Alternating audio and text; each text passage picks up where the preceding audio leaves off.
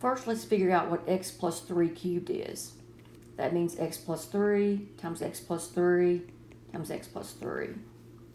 So let's bring down this first x plus 3 and multiply these two together. That's x squared plus 3x plus 3x plus 9. Bring down the x plus 3.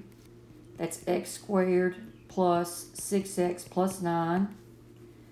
Now continue multiplying x times all these and then multiply through by 3.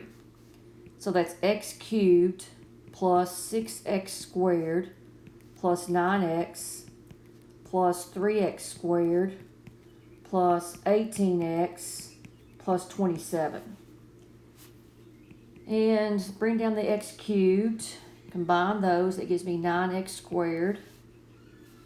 And then add the 9x and the 18x, and that's going to give me 27x plus 27. So let's substitute that in right there. That will give me x cubed plus 9x squared plus 27x plus 27 minus 4 equals, bring the x down and multiply these together. That's going to give me x squared plus 9x plus 20, and that 9x came from the 4x and the 5x, minus 1. That's x cubed plus 9x squared plus 27x plus 23. Combine the 27 and the 4. And that's x cubed plus 9x squared plus 20x minus 1. I'll get another color. The x cubes cancel.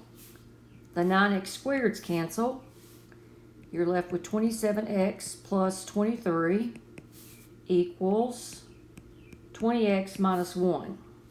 Subtract 20x from both sides, and that will give you 7x. Subtract 23 from both sides, and that will give you a negative 24. Divide both sides by 7, and you get negative 24 over 7.